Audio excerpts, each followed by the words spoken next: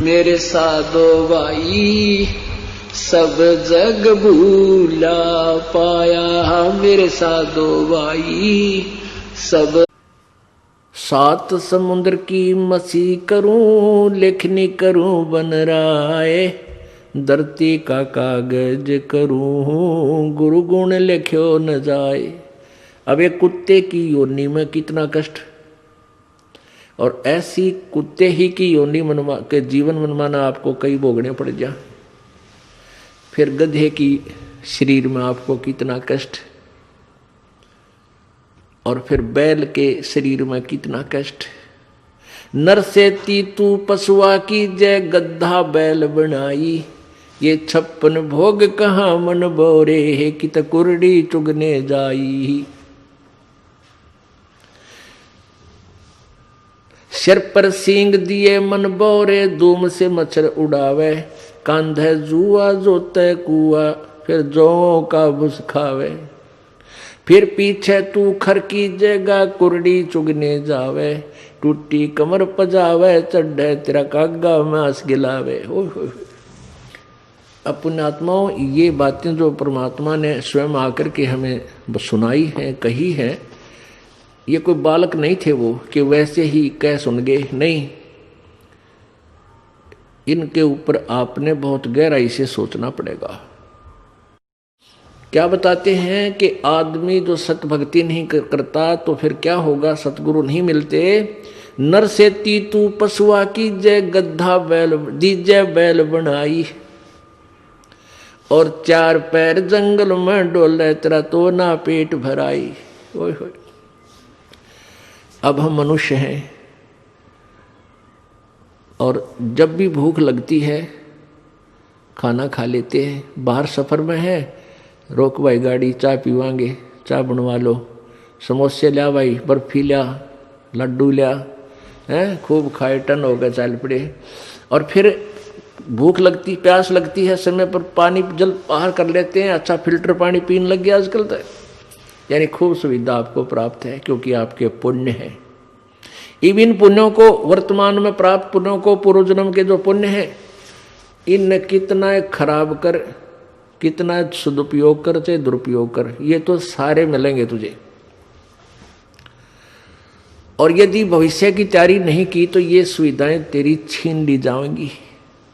भविष्य की तैयारी कैसी होगी, वो विधि बताई जाती है कि पूर्ण गुरु के बिना कोई भी भक्ति साधन आपका सफल नहीं हो सकता। कोई भी भक्ति सफल नहीं हो सकती। पूर्ण गुरु की तलाश करो, उनके मर्यादा में रहो, आपका जीवन गारंटीड सफल होगा। ये नियम है, मालूम का अवश्य होगा। और ऐसा ना करने से तो क्या कष्ट होगा। नर से तू पशुआ की जय, दीजय बैल बनाए, 4 पहर जंगल में डोले, तेरा तो ना पेट भरे। इस दास का जन्म किसान परिवार में हुआ, और खूब परिचित हम बहल के जीवन से। अब क्योंकि परमात्मा के रोशनी में दिखाई देने लगा कि वो कितना दुखी हुआ होता है ये प्राणी। अब बैल बन गया, भूख लगी है, मुंह का बोल के नहीं सुना सकता, प्यास लगी है, मुख से बोलकर नहीं बता सकता। एक समय हमारे एक बैल था, हम छोटे से थे। उस बैल के पिछले पैरों के खुरों के बीच में एक कील लगी, एक इतनी लंबा लोहे की कील थी, और वो पिछले पैर में घुस गई। सुबह अंधेरे में हाली लेकर गया था खेतों में, तो किसी ने वो कील कंडम समझ के गली में फेंक दी, और वो बैल के पैर में चल गई। अब बैल डले पत्थर कंकर लग के वो अंदर घुस गई, कती ऊपर कुछ नहीं दिखे, और पैर से बैल लंग करने लगा, लंगड़ाने लगा। तो आली आपस में ये विचार किया करते थे, भाई बैल के कभी ऐसे लंग हो जाती है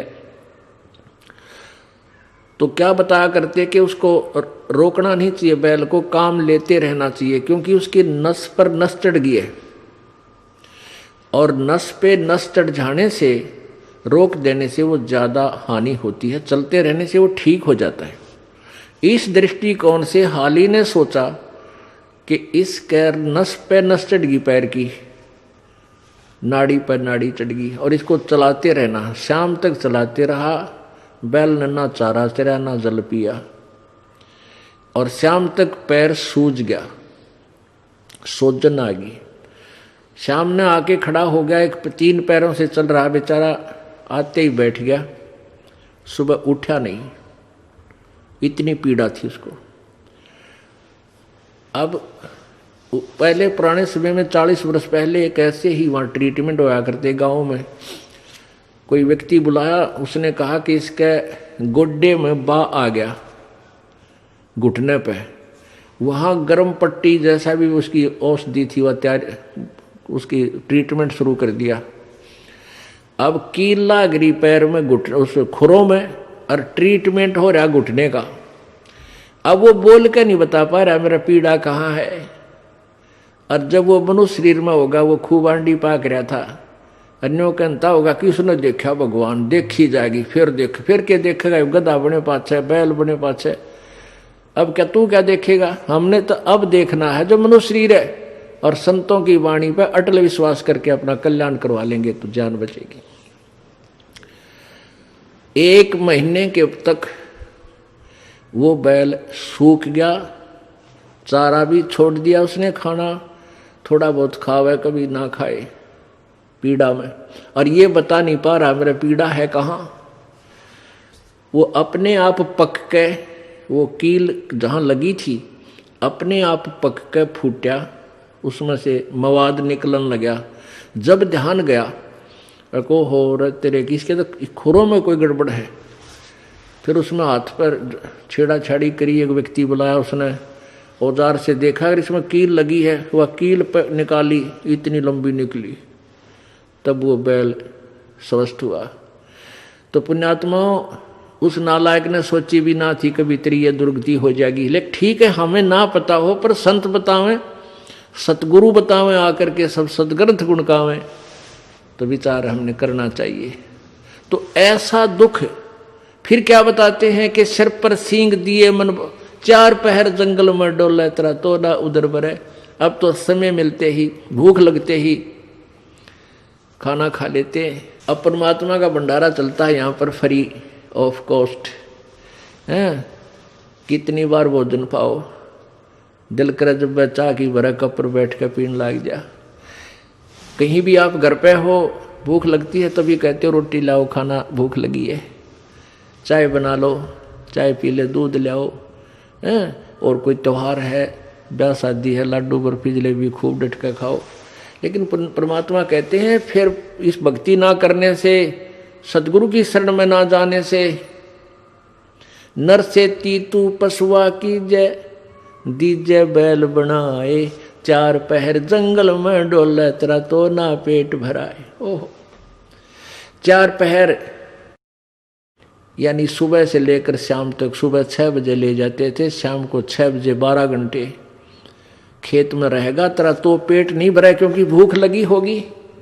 आसपास हरी भरी घास और खेती होगी जो उसका आहार है बैल का, लेकिन वो खा नहीं सकता, क्योंकि हाथ में लठ आली के मालिक के कड़म मारे, जाके चरने की चेष्टा करेगा तो खाने की।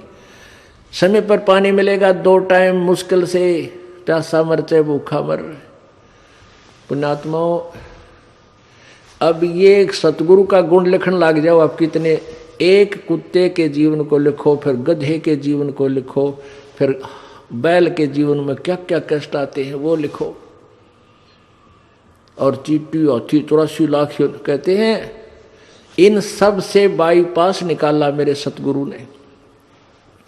फिर क्या बताते हैं कि सिर पर सींग दिए मन बौरे, और दूम या पूछ होती है, पूछड़, इस पूछड़ ते मच्छर हटा।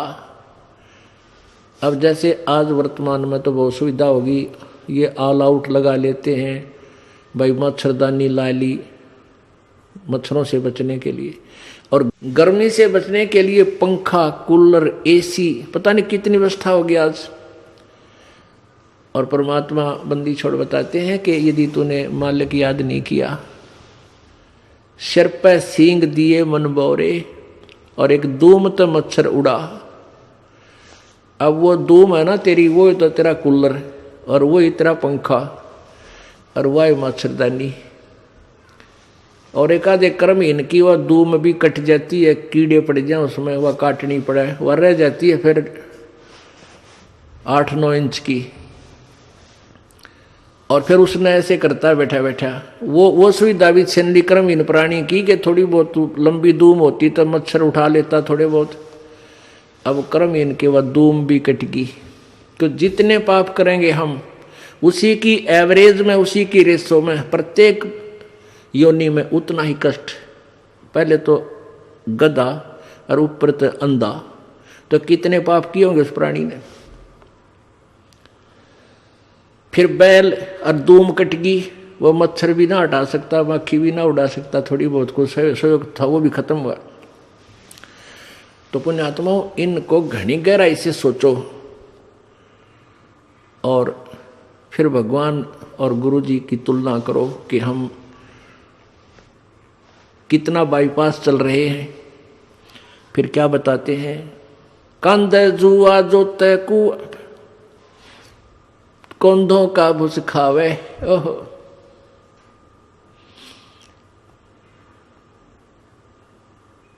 कंध है जुआ जोते कुआ, रहट में जोड़ देते। हरट होता था पहले पुराने समय में सिंचाई का साधन, कुएं में एक चैन सी डालकर उसके बाल्टियां वेल्ड कर देते थे और एक कुल्लू की तरह उसको घुमाते थे, बैल जोड़ देते थे और उस पुली घूमती थी, उसमें से जल बाहर निकलता था, बाल्टियां भर के नीचे से आती थी, ऊपर डाल एक ऐसा परनाला सा होता था, उसमें डल जाती नाली में और वो आगे खेतों में जाता था।